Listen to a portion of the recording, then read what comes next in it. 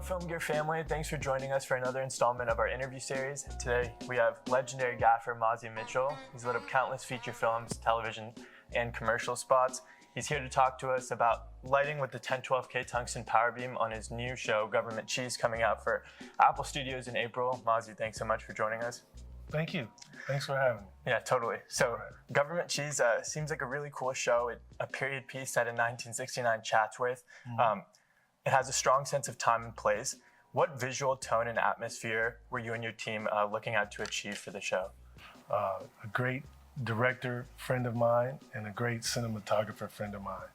Paul Hunter was the director, the creator of the show, and Matt Lloyd, ASC, was the cinematographer of the show. We started our main references came from A Serious Man, directed by the Coen brothers, and the cinematographer was Roger Deakins. So we leaned into that styling, you know, the static framing of the shots, things like of that nature, and similar tone. Of course, Paul Hunter and Matt Lloyd, they styled it in their own way to have some of those similarities. Another film that we used was for the natural look of our exteriors and things of that nature. We referenced Paris, Texas by Wim Wenders, and that was shot by Robbie Mueller. And Robbie Mueller's style was based on, you know, a lot of natural exteriors. So with those natural exteriors, shooting in Southern California at the time that we shot March, April, May. And the challenge for us with that shooting naturally was that we had a lot of locations that the weather didn't permit us to shoot without using lights. Right. But we took as much natural light perspective as possible. Definitely.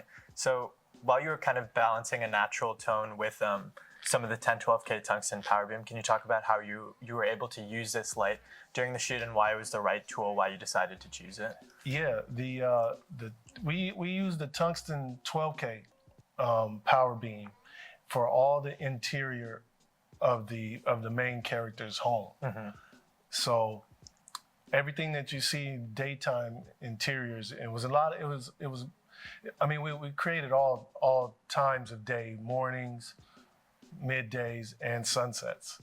But the shaft of the beam, and we also had the room with a little atmosphere as well, but the shaft of the beams, it played really nice, you know, creating this, just realistic effect of, you know, sunlight coming through the rooms. Would you mind elaborating a little bit more about maybe one of your favorite lighting setups that you had involving the power beam during the show, or something that you have a kind of a good memory about? They were all good memories, because it was, you know, the look of the beam was really natural to the room. The way they designed the space, it just made it feel comfortable, natural, and warm.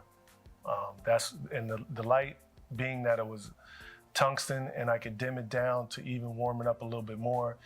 It was a 12K, so I had plenty of stop in order to achieve, like, you know, the right level of dimming and warmth to the space. You discussed how some of the Southern California environment provided some challenges while shooting. Can you kind of elaborate on that a little bit more, what the difficulties were during shooting? Yeah, some of the difficulties were that, you know, seasons are changing differently now. So it's like we had June gloom in April and May.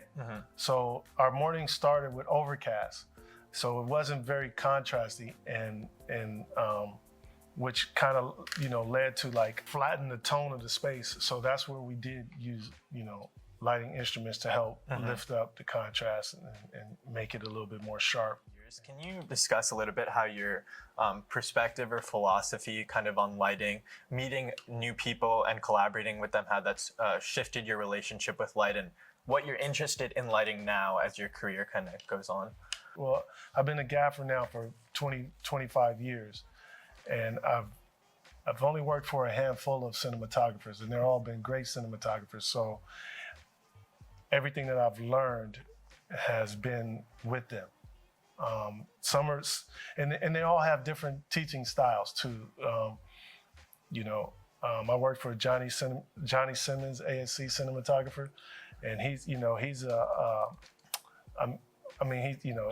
who he is. He's one of the best to ever do it. Mm-hmm. And I learned a lot just on how controlling controlling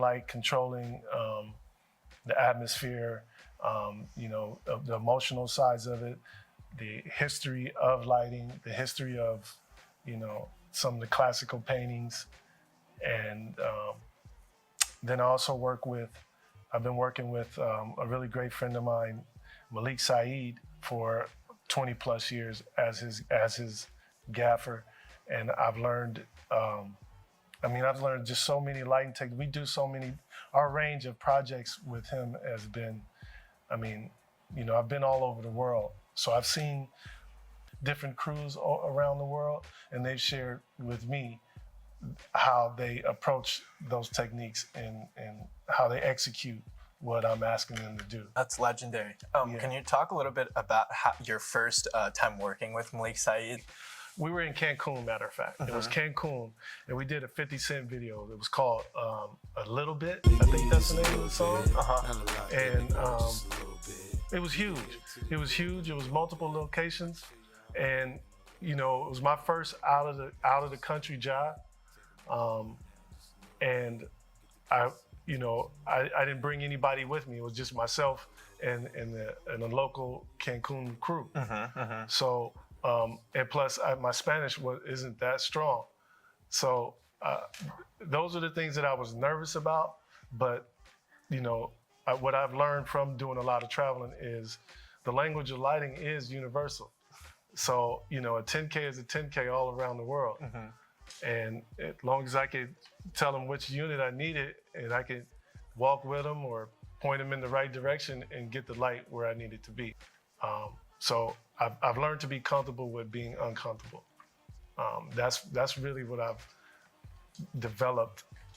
One of the first things I developed with working with Malik Saeed. I also need to mention a really good friend of mine, Hype Williams. He taught me a lot about just the production in general, lighting, the cinematography, everything, the whole production of it, and the attitude of it, we can get it done. Mm-hmm. I really appreciate my time that I spent with Hype. I'm sorry, there's one other thing, and then also with each cinematographer that I work with, there's always the combination of the lookbook from the production staff.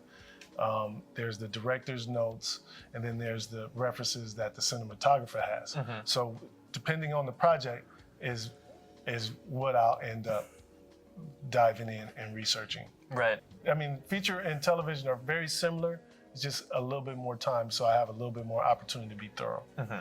And the conversations it's just they're casual conversations. We talk about artists, we talk about life, we talk about food, we talk about places we want to go, we talk about vacations, after this is over. Right. And it just builds the shorthand. Mm-hmm. Again, being the cinematographers that I work to, we have worked together for many years. Mm-hmm. So there's the shorthand, there's the emotional understanding of each other's body language and things like that. Mm-hmm. So it just makes things like just spending time with each other, doing simple things like having lunch together. Again, we'll talk about the project, but we'll also talk about life. We'll talk about raising children. Mm-hmm. You know what I mean? Totally. Just get comfortable and familiar with each other. I kind of take it like, I was a basketball player, so it's like, you practice, or when you spend time with somebody, you get to know them, you know their tendencies, you know their habits, you know what they like, you figure out what they don't like, you can feel and see what triggers them in certain ways, you know what I mean? And it goes both ways. You know, that cinematographers are very, very observant and sharp, so, and they can read your senses too. I happen to have that ability as well. So we just, spending time with each other makes all of that work. Like building a team dynamic. Exactly. Awesome. Exactly. You kind of touched on Hype Williams a little bit. I was wondering, he's so legendary, so influential, even up until today. Like you can see his influence dripping across the music video scene and various films. Can you talk a little bit more about your experience with him, things you might have just picked up being around him? Well, but I started gaffing my big projects with Hype Williams and Malik Saeed. So, again, traveling and being in places and spaces uncomfortable and making myself comfortable is what I really developed from working with them. And they're true artists, both of them. Hype, they have different ways, but they're both like incredible artists, and they are extremely hardworking people. And I just really admire both of them. But specifically Hype, learning how to, just make things.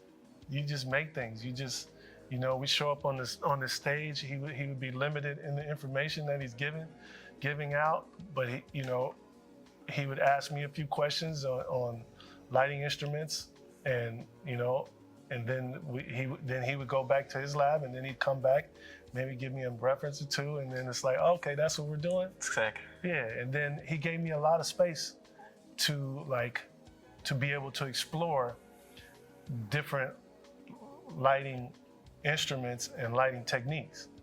It was like, some of the stuff, it was like, I'm gonna show you this, and then you have all the notes. Now you get all the equipment you need and make it happen. Show me what you got. Yeah. And I was young at the time too. So some of like now, if I were to do it, I have this, this basket full of goodies now. Yeah. But then I was starting to put the basket together. Totally. So yeah, I mean, there were plenty of challenges and plenty of frustrating moments, but in every situation we ended up coming through. So I just learned a lot about just perseverance, basically. Awesome. Yeah. That's awesome. And trying things, you know what I mean? And that's where I developed the practice of knowing a lot of different lighting instruments, and being part of Film Gear has really helped me move in that direction, because of Cinegear and NAB, all the lighting conventions and things of that nature. So when I show up to them, I have to work my post as well with Film Gear, but then I also do get to explore all the other booths, all the other vendors, and part of my practice and learning has been being able to go and explore. Kind of transitioning now into some of the commercial work that you've done and using the F-Series lights, why is it something that stays in your lighting kit time after time? The Film Gear units they're HMIs, and they're consistent, they're sturdy, they're accurate. I've been using them now for 8 years, the F-Series, and they're my go-to units. My standard way of using the HMIs, the 18K PARs, is I like to use them as a bounce, not as a direct, if I'm using them in a key light situation. If I'm using the 18Ks as a backlight or ambient of the room, they're not I'll use them in a direct style. They're very powerful, so it really does help me control contrast and things of that nature when styling commercials. The challenge for me is dealing with the young electricians who aren't as familiar with the older instruments. They're very versed at being able to execute all the menus and settings in in an LED unit, but they have a little bit more difficult just changing a light bulb with the proper gloves on. So, growing up and getting interested in the lighting space, what were some key films or photography paintings of visual references that since you were young, you always kind of used as inspiration? I really like the artist James Turrell. You know, whenever I get an opportunity, I like to look at his exhibits, and the way he uses the space and dimension and depth and color and, you know, all the techniques that he uses, it always is incredibly inspiring. Well, actually, my first encounter with film gear, again, I was saying how I've been, you know, all over the world. Well, I went to Turkey, and Uncle Taz is my guy in Turkey. Yeah. Yeah, he's a good, a really good gaffer as well. Nice. But his family had the film gear. They had the Fresnels. They had all the Fresnels. They didn't have the F series yet. I don't think the F series was out yet. And we're doing a basketball stadium, and I'm like 18K, 18K, 18K, 12K, 18K, 12K, 18K. And they started pulling these off, and I was like, I've never seen them. I said, I'm sure. I hope they work. I'm sure they're gonna work. This is what they have, right? So, and then after that, you know, they all work. They work well. You know what I mean? Worked really well. And I was impressed. And then so from that point, and I can't remember exactly what year that was. I want to say around 2012 or so. Gotcha. Maybe somewhere around there. 2012, 2014, somewhere in that zone. And then I came back to California, like, I need to find film gear lights. And then it took me a little time, but then around 2016 is when I found film gear lights. Gotcha. Yeah, and that's when I made my first purchase of the F series. The F series was brand new at the time. Yeah. Yep. Yeah. Shout out Uncle Taz and Hyundai's Film. Yes. You guys appreciate it. Yes. Yeah. That's my team right there. Awesome. We always get a lot of BTS, and we're still in communication with them all the time. They do awesome work. They do awesome work. Yeah. Yeah. Uncle Taz is my guy. Awesome. Yeah. I'm sure he'll be hyped to see this. Yeah, I hope so. Okay. Great. Thanks again, Film Gear family, for joining us at another installment in our interview series. Mazi, we really appreciate the time. And please check out our newsletter where we'll be able to kind of condense this and show some behind-the-scenes shots. Thanks again. All right. Thank you.